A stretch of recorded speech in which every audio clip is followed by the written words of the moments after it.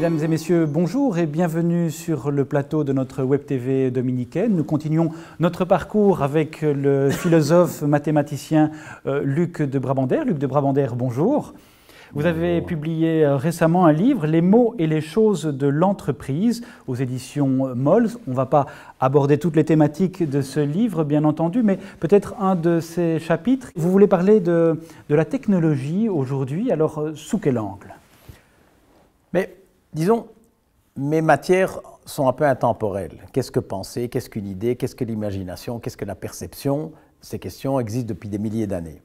Et donc, la question est parfois de se poser, mais au fond, aujourd'hui, est-ce que c'est la même chose? C'est la même chose. Je crois qu'il y a des concepts très anciens qu'on peut réinventer. On peut réinventer. On en parlait à propos des valeurs. Par exemple, l'étonnement. Je crois que c'est Aristote qui dit « La science commence quand on s'étonne de ce que les choses sont ce qu'elles sont ». Très bien, je suis assez d'accord, et c'était vrai il y a 2500 ans, c'est vrai aujourd'hui. Mais quand on regarde l'étonnement, il prend aujourd'hui une forme un peu nouvelle, en ce sens que, je dirais, l'étonnement classique, c'est « Tiens, bon, vous êtes dans un supermarché, tiens, il n'y avait pas ça avant, on est étonné ». Mais aujourd'hui, il y a une forme d'étonnement assez subtile qui est s'étonner que quelque chose n'est pas. Quelque chose n'est pas. Aller dans un supermarché et remarquer quelque chose de nouveau, bon, c'est pas encore trop dur, mais remarquer que quelque chose a disparu ou que quelque chose n'est pas encore, c'est quand même autre. Donc même s'il y a toujours l'étonnement, il est sous une forme différente. Et je crois qu'avec la technologie, aujourd'hui, des mots aussi fondamentaux que perception, mémoire, étonnement et beaucoup d'autres connotent un peu différemment. Et donc, j'ai un cours entier sur, bon, en quoi la technologie change les choses. Change les choses, notre perception aussi et notre manière de réfléchir. On va peut-être en parler, mais est-ce que maintenant la technologie, prenons Internet, change graduellement notre perception des choses, notre intelligence? J'en suis convaincu. Mais on comprendra d'autant mieux qu'on va faire un retour dans le passé, parce que la technologie Internet certainement change, mais la technique en général change. Par exemple, le pétrole. Bon. Il y avait du charbon. On trouve le pétrole. Qu'est-ce qui s'est passé? Pendant 20-25 ans, on a utilisé le pétrole à la place du charbon. Donc en gros pour chauffer. Et éventuellement un peu pour éclairer. Bon. En fait, quelle est la vraie révolution du pétrole? C'est quand on l'a fait exploser et qu'on a commencé à faire des moteurs, ce qui n'est pas possible avec du charbon. Et donc il y a toujours deux temps. Quand une nouvelle technique arrive, et je prends exprès le pétrole pour nous remonter dans le temps, pour montrer qu'en fait, il y a une espèce de lame de fond. Tout est avec du charbon, je trouve le pétrole. Qu'est-ce qui va se passer? J'ai la nouvelle invention, mais l'ancien modèle mental. Et je vais rapprocher les deux. Donc je vais traiter le pétrole comme du charbon. Je vais mettre du pétrole à la place du charbon dans mon poêle. Et donc éventuellement, je vais éclairer avec une lampe à pétrole. Mais la véritable révolution, c'est quand on a commencé à oublier le charbon. On a fait exploser, on a fait les moteurs, etc. Et donc, la thèse que j'ai envie de développer un petit peu, c'est celle-ci. C'est que la nouvelle technologie doit aller de pair avec des nouvelles représentations, des nouvelles perceptions du monde. Parce que sinon, on est un peu déçu. Par exemple, ma génération a grandi avec le journal. Le journal. Mes parents avaient la Libre Belgique, moi je l'ai encore, mais bon, c'était bon. Et donc, qu'est-ce qu'un journal ? C'est un schéma où l'information vient du journal et va dans la tête. Bon. Ma génération est rentrée dans le monde Internet avec le schéma du journal. C'est-à-dire, nous croyons que l'information vient d'Internet et va dans... Évidemment que non. Quand on clique sur Google, c'est vrai qu'on reçoit un peu d'informations, mais la véritable valeur, c'est l'information qu'on donne. Parce que savoir que M. Dupont, à 4 heures de l'après-midi, à Namur, a cliqué sur le mot papillon, eh bien, c'est une information. Et si on voit par exemple que plein de gens dans la province de Namur cliquent papillon, il y a quelque chose qui se passe. Et Google peut commencer à traiter ça. Et peut dire, mais peut-être éventuellement proposer des articles. Donc il y a vraiment... Internet n'est compris que si on change le modèle mental. Et je veux dire, remarche arrière. Ma grand-mère avait une voiture avec une flèche. Bon, c'était une Vanguard. Bon, je m'en souviens, je l'avais cassée. Et donc, qu'est-ce que c'est une flèche? Eh bien, c'est la nouvelle technologie, mais l'ancien modèle mental. Je conduis une voiture, je sors mon bras. Donc avant, je sortais mon bras pour montrer que je tourne à droite.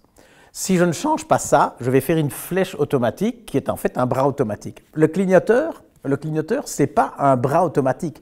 C'est une autre manière de dire, tiens, moi je dois montrer que je tourne, si je fais ça, c'est tout aussi bien.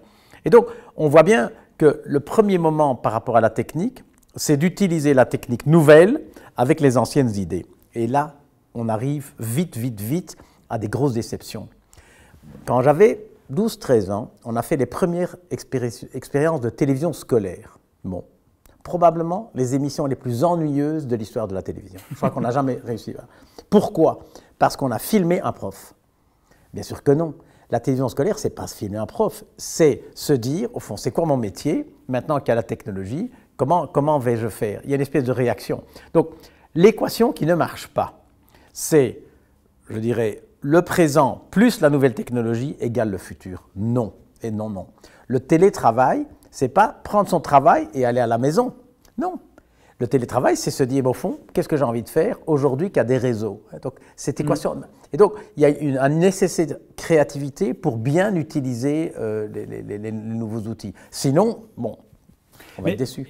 Est-ce que notre raison, alors, ne se concentre pas, je dirais la raison instrumentale, sur ce qui est utile, sur ce qui est efficace, plutôt que ce qui a du sens? Est-ce qu'il n'y a pas, avec les nouvelles technologies, un danger, utilisons le mot un peu exagéré, hein, mais que notre perception du monde et que notre compréhension du réel aille plus en ce qui est utile, efficace, plutôt que ce qui a du sens, de l'ordre des fins? Est-ce que la technologie ne nous réduit pas? Disons, il y a un risque. Il y a un risque. Ah oui, parce que c'est plus facile. C'est plus facile. Pourquoi encore réfléchir?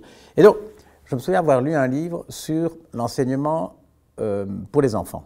Ça s'appelait Mindstorms. Et la dernière phrase du livre, l'auteur disait, et finalement, quand on voit un enfant avec une souris, la question est, qui programme qui?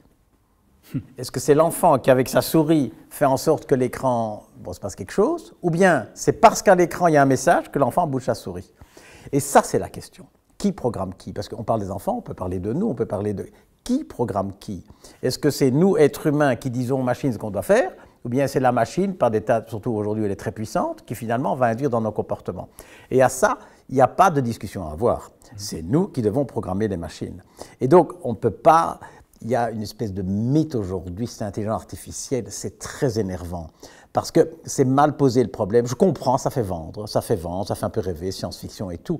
Mais par exemple, quand on dit le champion du monde des échecs battu par un ordinateur, ça n'a pas de sens. Le champion du monde des échecs battu par des champions qui ont un ordinateur.